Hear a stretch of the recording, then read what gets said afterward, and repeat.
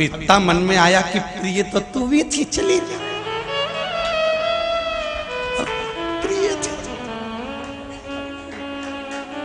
एक प्रिय को यहाँ छोड़ गए, तम्बाकू प्रिय बदल दी।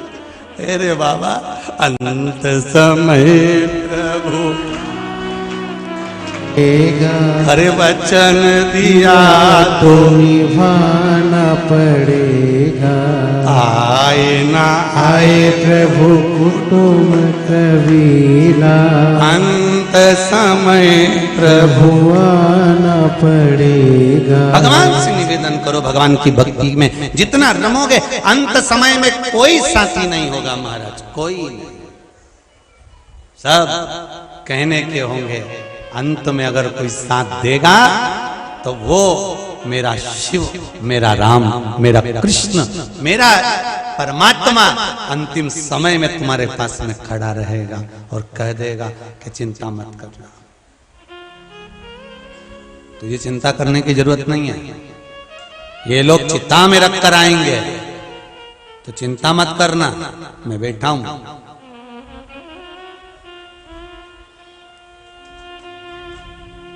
तन में आग लगेगी, अगर मन मुझ में लगा है तो वो नहीं जलेगा, मन मुझ में लगा कर रख। पर भ्रांतियों से दूर, भ्रम से दूर,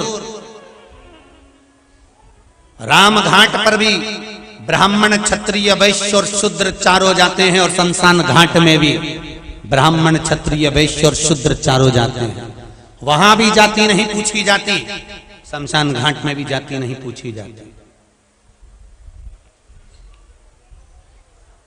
भेद हम करते हैं, मेरे शंकर के चरणों में कोई भेद नहीं, कोई भेद नहीं। एक भगवान शिव जी का भगत था, बड़ा भगत भगवान शंकर का, बहुत भगत, इतना भक्त भगवान शंकर का कि भगवान शिव की भक्ति में डूबा रहता, पत्तियों को तोड़कर खाता रहता, वृक्षों की पत्तियों को खाता रहता, बस वो कुछ भी नहीं खाता, केवल वृक्ष की पत्तियों को खाना, उसका एक ही काम था, बस वृक्ष की पत्ती खाना।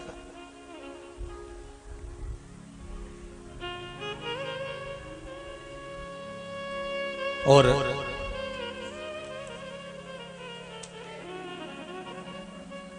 वृक्ष की पत्ती पत्ती खाता तो उसका नाम प्रणत रख दिया। अब नाम प्रणत रखा। एक दिन कोई सामग्री लेने के लिए वो आगे बढ़ा और उसके हाथ में चोट लग गई। चोट लग गई, रक्त गिरने लगा, रक्त बहने लगा। जब रक्त भूमि पर गिर रहा था तो रक्त की जगह पहले तो थोड़ा सा रक्त गिरा, और रक्त गिरने के बाद में जब उसके हाथ में से गिरना चालू हुआ तो पेड़ की जो पत्ती खाता था उस पत्ती का रस गिरना चालू हो गया। अन्न तो उसने खाया ही नहीं था कई वर्षों तक, केवल पत्ती, पर रक्त की जगह पत्ती का रस जमीन पर गिर रहा था। दो चार लोगों ने देखा कि पत्ती का रस शरीर में से, यहाँ तो रक्त गिरना चाहिए था और यहाँ तो पत्ती का रस गिर रहा है। तो लोगों ने कहा ये तो बड़ा विचारणीय है, बड़ा, और ये शिव भक्त है, शंकर का भक्त है, शंकर का भक्त है, इसलिए ये तो बड़ा आनंदित हो गया। तो लोग अब उसको जब पूछने लगे, उसको जब पूजने लगे तो उसके भीतर अहंकार उत्पन्न हो गया, उसके भीतर अभिमान आ गया। एक बात इस व्यासपीठ से जरूर कहेंगे कि अगर भगवान की आप भक्ति करते हो, भगवान का भजन करते हो, भक्ति करते हो, स्मरण करते हो, चाहे आप राम जी की भक्ति कर रहे हो, कृष्ण जी की भक्ति कर रहे हो, माता रानी की भक्ति कर रहे हो, या शंकर जी की भक्ति कर रहे हो, या आप किसी भी देवी देवता की भक्ति कर रहे हो, और वो देवी देवता की भक्ति करते करते करते करते आप भगवान से इतने जुड़ जाओगे, इतने जुड़ जाओगे कि हो सकता है कि आपके वचन सत्य होने लगेंगे। जब आपके वचन सत्य होने लगेंगे तब कई लोगों के अगर वचन सत्य होते चले जाएं तो आपके भीतर वो अभिमान प्रकट नहीं होना चाहिए। अगर अभिमान आ गया तो आपका फिर वो करा हुआ सारा सत्कर्म बेकार है। वो अभिमान ना है। प्रणत, उस प्रणत के भीतर अभिमान समाहित हो गया, और प्रणत के भीतर जब अभिमान आया, भगवान शंकर ने देखा कि मेरा भक्त है और ये अभिमान में डूब गया है, अहंकार में डूब गया है। अभी कथा में कहा था गिलास में अगर चाय है धक्का लगेगा झलकेगी, उसी तरह अहंकार झलकने लगा। अभिमान जब झलकने लगा, अभिमान जब दिखने लगा, तब अभिमान जब झलका तो शिव को लगा कि मेरा अच्छा भगत ये अभिमान में पड़कर नष्ट हो जाएगा। तब शिव ने उसका अभिमान तोड़ना चाहा।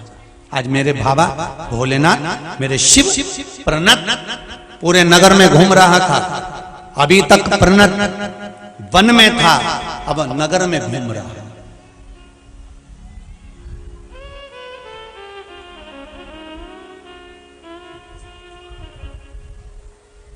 और नगर में घूमते घूमते वहीं पर जब वापिस जंगल में पहुंचा, वन में पहुंचा, और जंगल में जाते से ही प्रणत जैसे जंगल में जाकर बैठा, तभी मेरे भगवान शंकर एक बूढ़े का रूप रख लिए, एक बुजुर्ग का रूप रखे, और बूढ़े का रूप रखकर भगवान शिव उस प्रणत के पास में आ गए और बड़े बड़े प्रेम से उसके पास बैठ गए और शिव नाम का, स्वयं राम नाम का जाप करने लगे।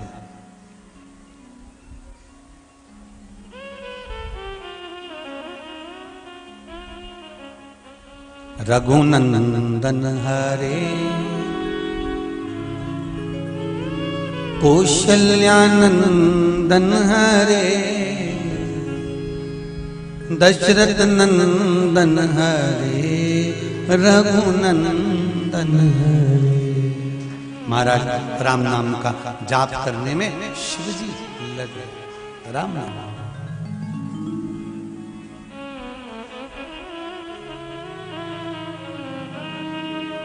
अविनाशी भगवान शंकर बैठ गए प्रणत के पास में, प्रणत के पास में जाकर बैठे।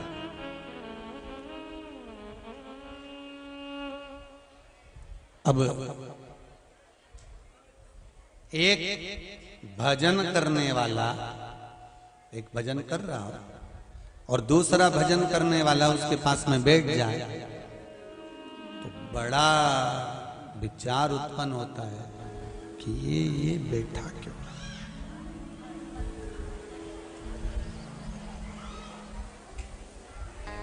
अच्छा, ये आप कभी कभी रिटर्न थोड़ा सा बड़ा रिटर्न आप कभी कभी थोड़ा भगवान को धन्यवाद जरूर दिया प्रतिदिन, और भगवान को धन्यवाद देव तो देव, साथ में तुम संत महात्माओं को भी धन्यवाद दिया करो। संत महात्माओं को धन्यवाद देव, साथ में तुम वेद व्यास जी महाराज को भी धन्यवाद दिया।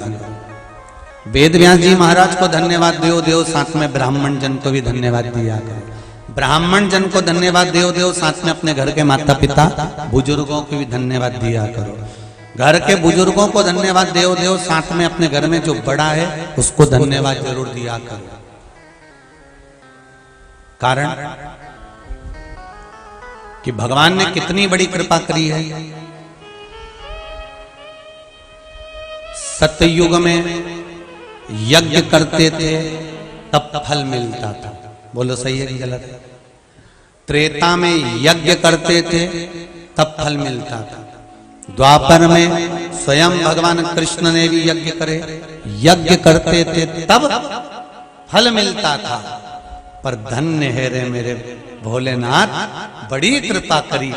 कलयुग में भगवान को मालूम था कि बेचारा कहीं का तो पैसे वाला होगा, कहीं का गरीब होगा। तो जो पैसे वाला होगा वो तो यज्ञ कर लेगा, उसको फल मिल जाएगा। तो बेचारा इन गरीबड़ों का क्या होगा? तो फिर तुलसीदास जी ने रामचरितमानस में सबके लिए लिख दिया कि कलयुग केवल नाम आधारा, सुमर सुमर नर होते रही पारा। बस जप लो और उतर, यही यही तो नाम जाप है। भव पार उतरने की बात कर रहा हूं, ऊपर से नीचे नहीं। जप लो और उतरो। कितनी सुंदर बात है कि हमारे संतों ने, हमारे साधुओं ने, हमारे गुरुओं ने, हमारे ब्राह्मणों ने यह सिद्ध कर दिया कि कलयुग में किसी के पास तो धन होगा, किसी के पास संपदा होगी तो वो यज्ञ कर लेगा। जो धनपति होगा वो यज्ञ कर लेगा, और जिसके पास में पैसा नहीं होगा तो वो यज्ञ कर पाएगा क्या? नहीं। तो फिर क्या करा कि कुछ मत करो। क्या करना है? केवल एक गले में झोली हो और एक तुलसी की, रुद्राक्ष की, चंदन की या बेल वृक्ष की, किसी भी चीज की एक माला, स्फटिक मिल जाए तो स्फटिक, चंदन मिल जाए तो चंदन, कमलगट्टा मिल जाए तो कमलगट्टा, तुलसी मिल जाए तो तुलसी, रुद्राक्ष मिल जाए तो रुद्राक्ष, बेल की डाली की माला मिल जाए तो वो जो मिल जाए, हल्दी की गांठ की माला मिल जाए तो वो, तो जब क्या होगा? तो कहा सतयुग में यज्ञ से फल मिलता था, द्वापर में यज्ञ से फल मिलता था, कलयुग में किस चीज से फल मिलता है? कि खूब भगवान की कथा सुनो और खूब भगवान का नाम जपो। श्री शिवाय नमस्तुभ्यं। जपो, जपा।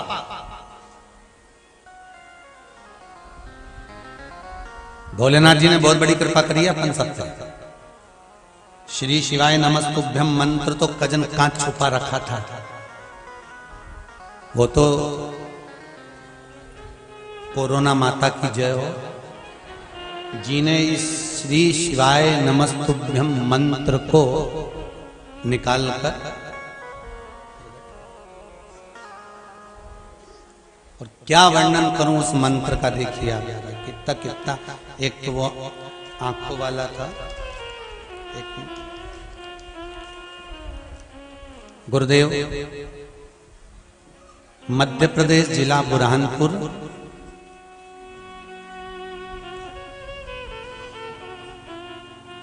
ग्राम, अब कौन सा लिखा है ध्यान में नहीं आ रहा, फोड़िया लिखा है, कौ फोड़िया ऐसा कुछ लिखा है इसमें। कल्पनाबाई जगन्नाथ चौधरी, आप ही ने लिखा है पत्र? जरा माइक दो जरा।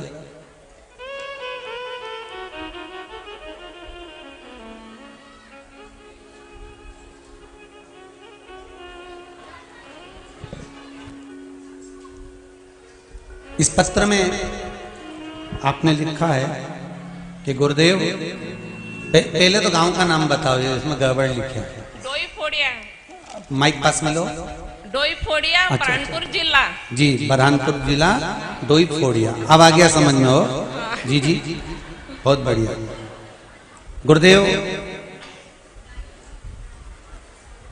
पशुपतिनाथ का व्रत किया था और बाबा ने जो कृपा करी है शायद दुनिया में किसी पर करी कि नहीं करी पता नहीं, पर मुझ पर बहुत करी। क्या कृपा करी? मेरे बेटे को अच्छी जॉब लग गई।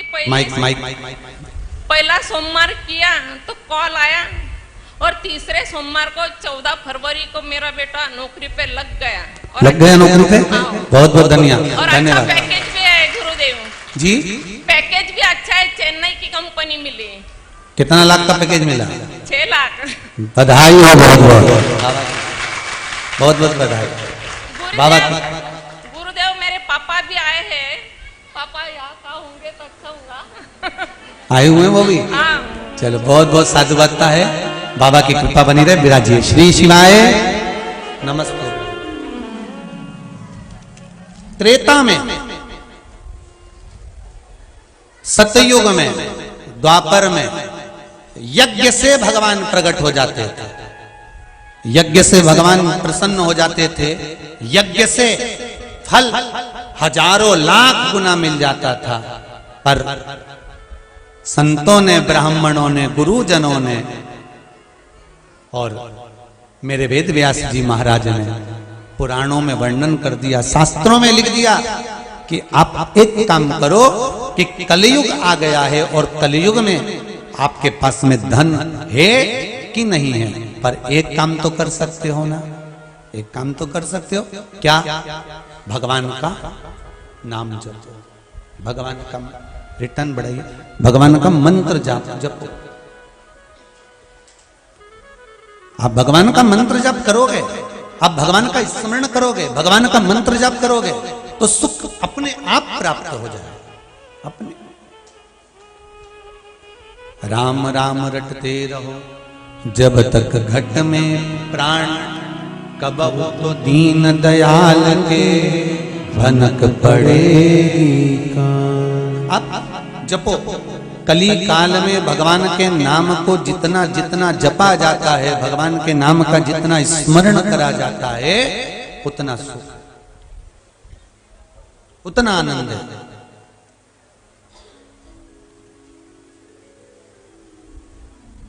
अब जपो।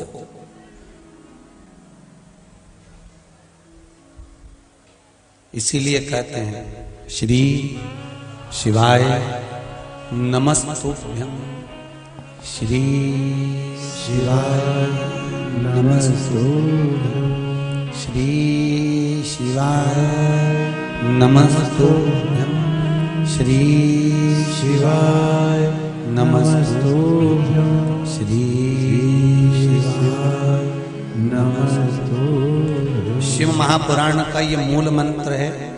ये मंत्र जब जब व्यासपीठ पर आए तब तब सबको बोलना चाहिए और अपने हृदय की बात शंकर जी को कह देना चाहिए कि बाबा बस ये मन की अभिलाषा है और इसको लेकर मैं शिव महापुराण की कथा को सुन रहा हूं।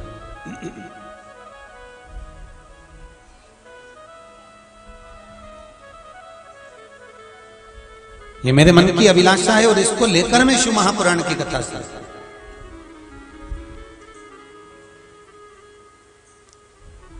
आप उससे निवेदन करो,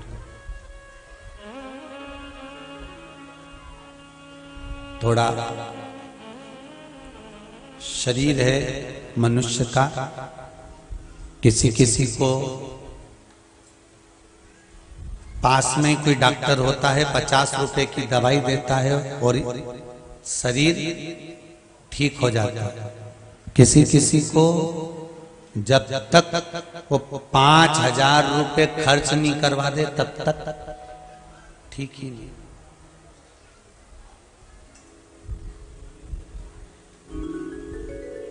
पूरी जांच कौन करवाएगा? सारी जांच वांच सब हो जाएगी और फिर उसका जो क्रम रहेगा। 5,000 रुपए खर्च हो गए तब जाकर फिर उसको लगेगा कि अब ठीक हो गया। कहीं कहीं 50 रुपए में काम हो जाता है।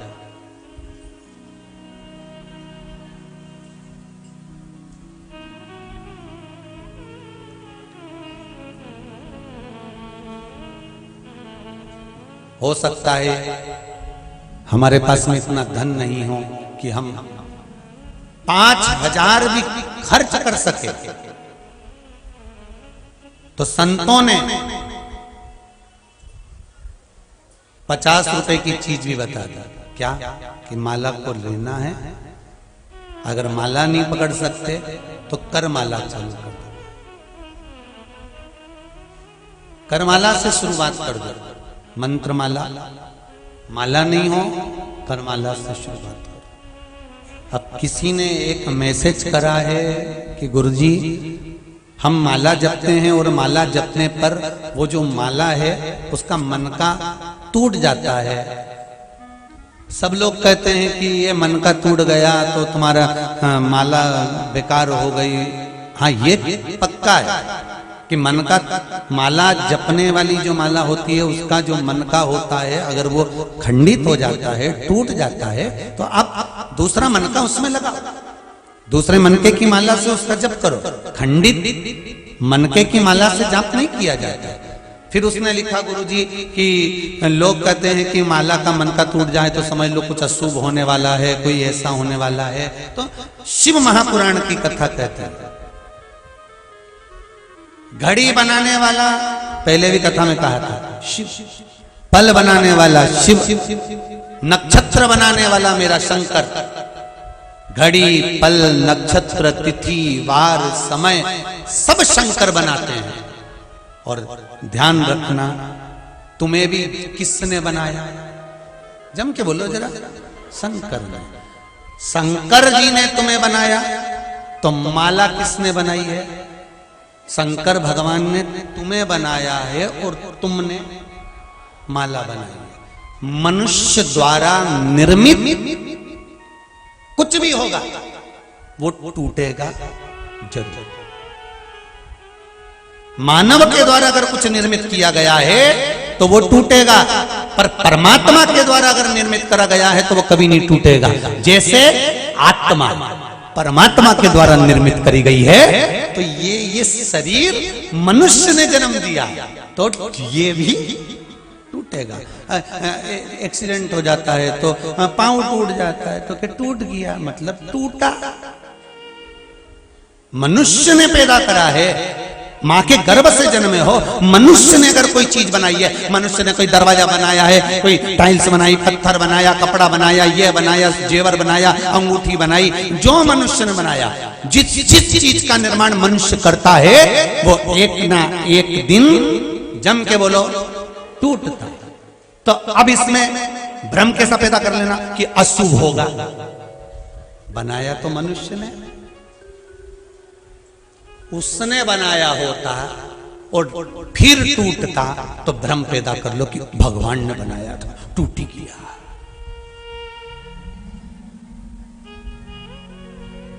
अब यहां तो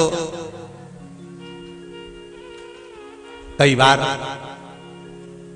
कांच देख रहे थे, दर्पण, और दर्पण देखते देखते दर्पण पलंग पे रखा था, इतने में छोरा ऊपर कूद गया और छोरा जैसे ही कूदा ने दर्पण टूट गया, तो पूरे घर में भ्रम हो गया, दर्पण टूट गया, दर्पण टूट गया। किसी किसी के दरवाजे पर आगे गैलरी में कांच लगा होता है, तो गैलरी में कांच लगा, अपने आप गिर गया, तो लोगों को बताओ ना जाने किसने क्या कर दिया। भगवान जाने, अपने आप ना जाने किसने क्या कर दिया, लाइट ही बंद हो गई, भ्रम पैदा।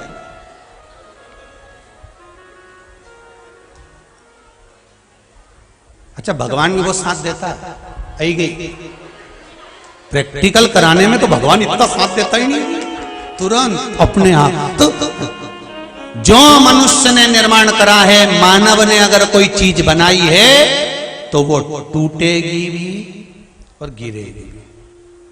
अगर ईश्वर ने बनाई है तो वो टूट नहीं सकती। जैसे आत्मा, भगवान कृष्ण गीता जी में कहते हैं, अर्जुन, इस आत्मा को न शस्त्र काट सकता है, न अग्नि जला सकती है, न वायु सुखा सकती है, न जल गीला कर सकता है। इसको कोई नष्ट नहीं कर सकता, क्योंकि ये उसने बनाया। जो तुमने बनाया वो नष्ट हो सकता, जो तुमने निर्माण करा वो नष्ट हो जाएगा, और जो उसने बनाया वो नहीं।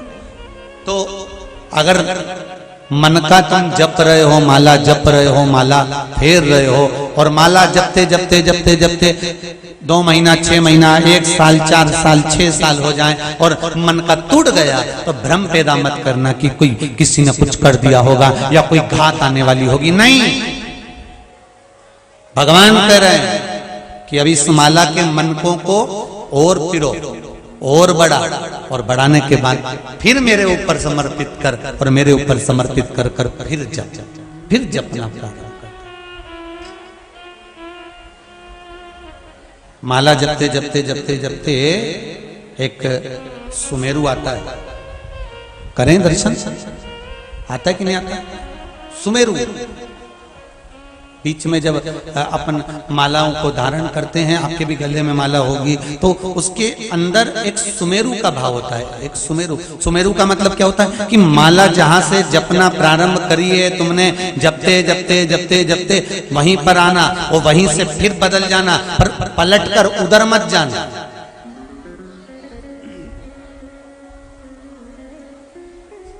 सुमेरु से ही वापिस उसी जगह पे से वापिस, क्रॉस नहीं करना।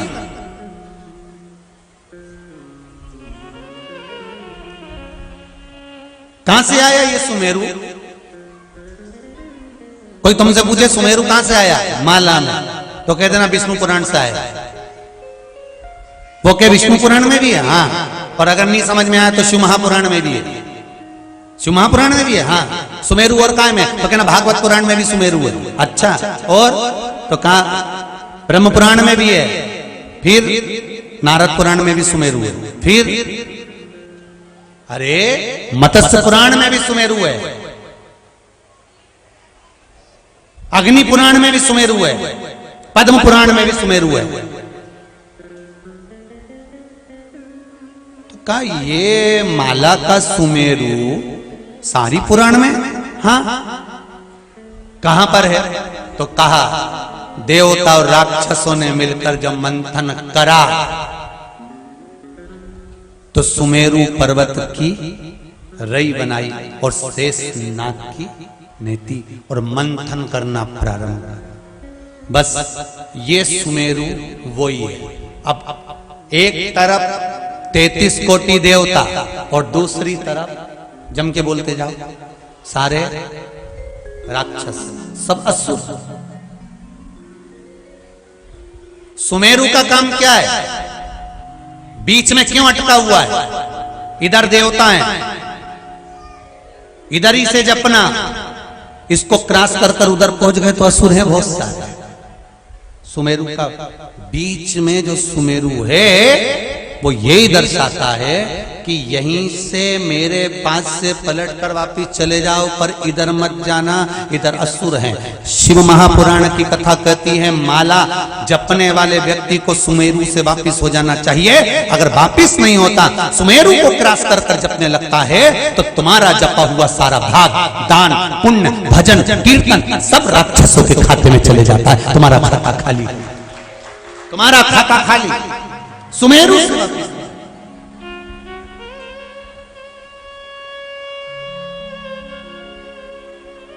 जितने मंत्र माला शिव महापुराण की कथा सुन रहे हो, बड़े ध्यान से सुनना भाई हो। आप लोग माला जपते हो, चाहे गुरु मंत्र की जपते हो, चाहे जिस मंत्र का स्मरण करते होगे, तो उस सुमेरु को समझ लेना कि सुमेरु कहाँ है, कहां से प्रकट हुआ। ऐसी कोई पुराण नहीं जिसमें सुमेरु का वर्णन नहीं है। हर पुराण में समुद्र मंथन की कथा आती है, प्रत्येक पुराण के अंतर्गत आती है। और सुमेरु पर्वत को बीच में रखा, देवता राक्षसों ने मिलकर मंथन करना प्रारंभ किया।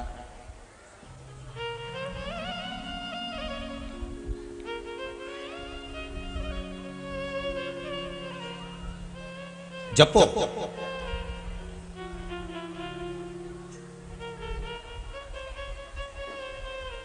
मंत्रमाला जपो। महाराज सबसे सिद्ध दो मालाओं का वर्णन शास्त्र करता है। पहली तुलसी की माला, दूसरी रुद्राक्ष की माला। काय काय की माला है? तुलसी की माला, रुद्राक्ष की माला, एक शंख की माला भी होती है जो तंत्र विद्या के काम आती है। हल्दी की माला होती है जो सूर्य आराधना, गणेश आराधना के काम आती है। कमलगट्टे की माला होती है जो लक्ष्मी की पूजन में काम आती है। मखाने की माला होती है जो समृद्धि के काम आती है। बेल वृक्ष की जड़ की डाली की भी माला होती है जो फल वृद्धि के लिए काम आती है। फल वृद्धि से मतलब होता है जिस कन्या या वर का विवाह नहीं होता, 40 साल हो गए या 30 साल हो गए, या जब 28 के बाद में लड़का लड़की क्रॉस हो जाए कि 29 में, 30 में, 32 में, 34 में, 40 तक पहुंच गए और विवाह नहीं हो रहा है, तब बेलपत्री के जो पेड़ होता है, वृक्ष होता है, उस वृक्ष की जो डाली होती है, उस डाली के मनकों से जो माला बनती है, बाजार में भी मिल जाती है बेल की माला। उस माला को भगवान शंकर को समर्पित कर कर बेलपत्री के वृक्ष के नीचे बैठकर भगवान शंकर का पंचाक्षर मंत्र का जाप करना है। कौन सा मंत्र है? पंचाक्षर। पंचाक्षर मंत्र कल बताया था, नमः शिवाय। कौन सा मंत्र है? नमः शिवाय। षडाक्षर मंत्र है ओम नमः शिवाय। पंचाक्षर मंत्र का जाप करना। अब एक प्रश्न और खड़ा हो जाता है, गुरुजी बेलपत्री के पेड़ के नीचे क्या शंकर जी का होना जरूरी है, शिवलिंग होना जरूरी है? शिव महापुराण की कथा कहती है, लिंग पुराण में वर्णन आता है कि जहां पर बेलपत्री का वृक्ष होता है वहां शंकर पहले से विद्यमान होते हैं, वहां पर शिवलिंग रखने की जरूरत नहीं होती, वहां शंकर पहले से, वहां पर गौरी शंकर शिव पहले से विराजमान। आप बेलपत्री के पेड़ के नीचे जाते हो कभी? जम के तो बोलो, जाते हो? जितने लोग आस्था पर सुन रहे हो, फेसबुक यूट्यूब पर सुन रहे हो, वो लोग भी जाते होंगे। कभी बेलपत्री के पेड़ के नीचे जाना तो वहां शंकर जी के शिवलिंग को ढूंढने का प्रयास मत करना। पानी की बोतल ले गए हो, जल लेकर गए हो कलश के अंदर, तो सबसे पहले जड़ के अंदर ले जाकर पानी डालना। जैसे ही जड़ में तुम पानी डालोगे शंकर भगवान उसको स्वीकार कर लेते हैं, और बेलपत्री के पेड़ पर जब तुम पानी चढ़ाते हो तो लक्ष्मी, ब्रह्माणी और पार्वती तीनों उसको स्वीकार कर लेती हैं। मात्र बेलपत्री के वृक्ष में उस आनंद की अनुभूति हो जाती है, आनंद की अनुभूति।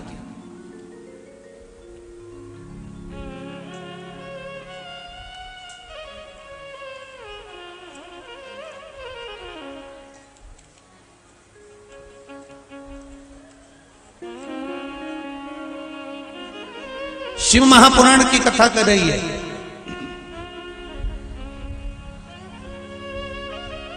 68 लाख तीरथ बेलपत्री के जड़ के अंदर रहते हैं। कितने? 68 लाख बेलपत्री की जड़।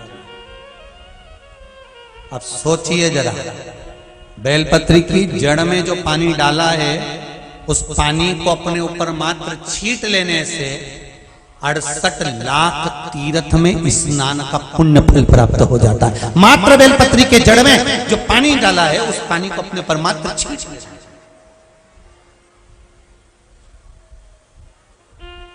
कई माताएं तो भजन में भी गाती है, 68 लाख तो भले नहीं बोले पर गाती है, 68 तीरथ हमारा गुरु जी का चरण।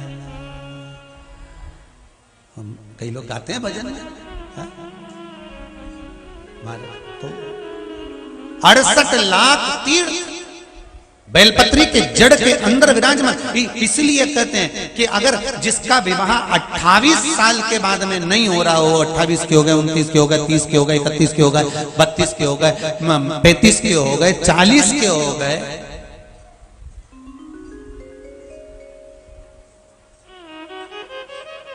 तरतालीस के हो गए, 50 के 50 का करने की जरूरत भी नहीं।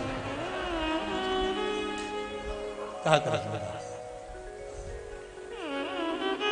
अब आगे तुम्हारी मर्जी भी हो, यहां से तुम्हारा मन हो तो हम ये भी नहीं के हो।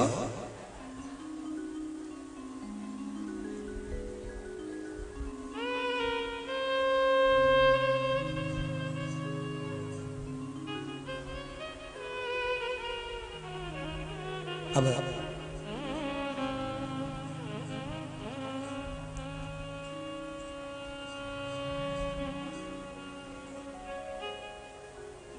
जब किसी का विवाह होता है ना, तो जितने नवयुवक बच्चे होते हैं ना, वो बड़े बड़े प्रसन्न होते हैं फोटो खिंचवाने में, नाचने